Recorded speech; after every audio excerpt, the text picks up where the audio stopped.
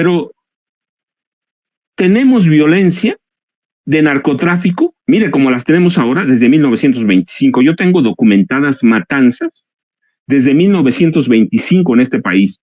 Lo mismo en Ciudad Juárez, que en Tijuana, en Durango, o más al sur, en Chiapas. La violencia la tenemos igual. ¿Cuál era la situación? Que nunca pasaba las páginas de los periódicos. Hoy hablamos de salvajismo de los capos de narcotráfico. Eran igual, ¿eh? Yo conocí capos vivos todavía, que nunca salían a las páginas de los periódicos, que por ejemplo le cortaban las plantas de los pies a sus víctimas para hacerlas caminar sobre fuego directo.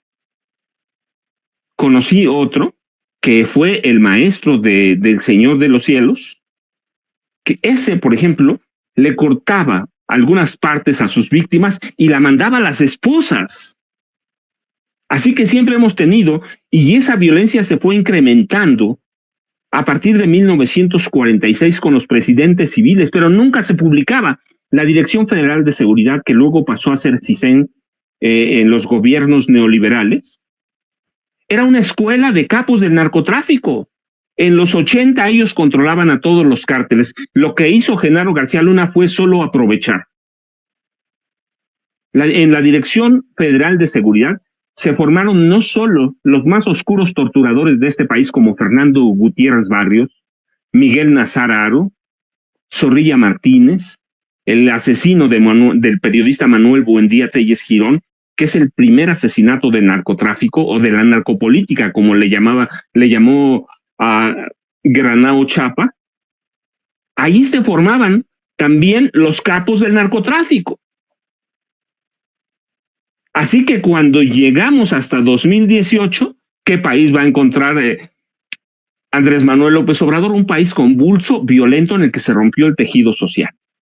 Y lo podemos atribuir a cada uno de los presidentes. Miren, en 2009 advertí que Peña era un capo del narcotráfico, que su familia, con nombre y apellidos, porque además lo recuerdo, Cuitlagua Cortiz Lugo, por ejemplo, ya se murió, era primo político de Peña. Él controlaba todos los grupos del crimen organizado en el Estado de México. José Mansur Ocaña, que era parte del grupo Atlacomulco, el apellido, controlaba otra parte para Peña, y los dos atendían directamente órdenes de Enrique Peña Nieto, que era el gobernador del Estado de México, y les dije, es un capo y va a ser presidente de la República. 2009. En 2010, documenté y lo publiqué en 2011, que había matado a su esposa, a Mónica Pretelini. ¿Pero qué pasó? Pues que en este país estaba controlada la información. Las redes sociales empiezan a despegar hasta 2017, así como las conocemos hoy. Así que se podía ocultar toda la información. Mire, por ejemplo, yo recuerdo mucho cuando Raimundo Rivapalacio iba a Toluca, a Palacio de Gobierno.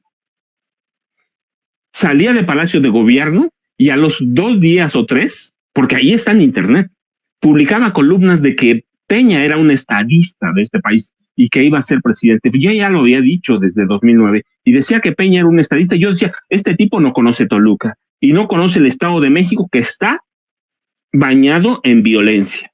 Pero esa es la clase de periodismo que tenemos, que sobrevive, porque es parte de la vieja prensa o los llamados medios masivos de comunicación. Pero eran todos. Así que el caso de López Dóriga, la familia del presidente José López Portillo lo rescató del vicio y lo contrataron para destruir Canal 13, y Canal 13 era un nido de corrupción, hasta que lo venden. Lo remata el gobierno de Carlos Salinas de Gortari a Ricardo Benjamín Salinas Pliego. Pero podemos buscar, mire, el jefe de prensa de Arturo el Negro Durazo Moreno, ahora olvido el nombre, luego se los busco, era un periodista que trabajaba activamente en Excelsior. Así que ya conocemos los mecanismos y no permitían publicar nada. Nada publicaban. Algunos libros como Lo Negro del Negro Durazo y algunos otros sobre corrupción, pero se ocultaba. La familia de la esposa de Luis Echeverría Álvarez María Esther Zuno Arce, controlaba el narcotráfico. Su hermano se murió en Estados Unidos por eso. El secretario de Gobernación de Luis Echeverría Álvarez, Mario Moya Palencia, controlaba todos los capos de su época. Por eso no llegó a la presidencia, en parte. Y porque su esposa cometió un error con María Esther Zuno Arce. Denunció que María Esther Zuno Arce era una ladrona. Y eso, en parte, le costó la presidencia o la candidatura presidencial a Mario Moya Palencia. Y el hijo de José López Portillo, José Ramón López Portillo Romano,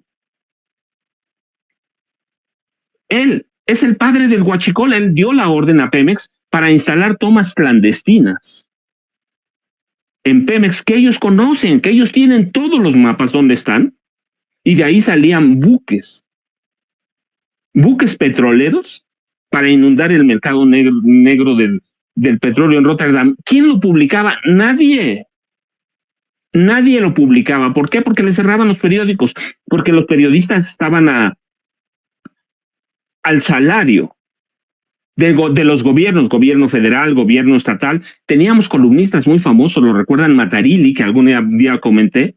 Matarilli era un columnista poderosísimo.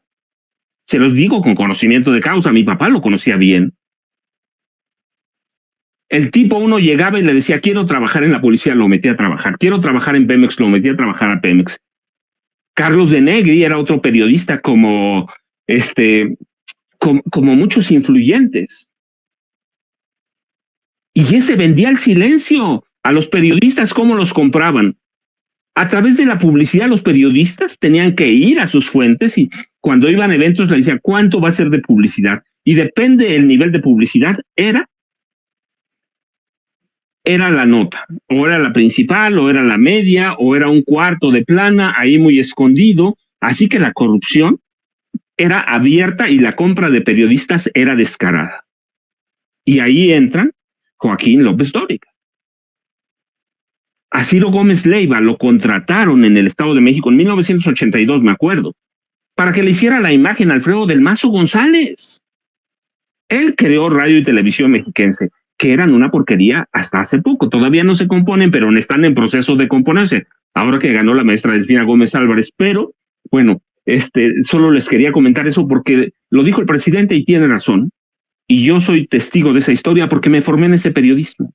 Debo decirlo, en 81 me fui, regresé en 84, vi que no había condiciones y me fui 15 años sin venir nunca a México. En ese proceso fui a conocer cómo era el narcotráfico en Colombia, en Perú, en Haití, en República Dominicana. Luego estuve en Chicago 4 años conociendo todo eso, pero vayamos a otras noticias porque esta es la historia.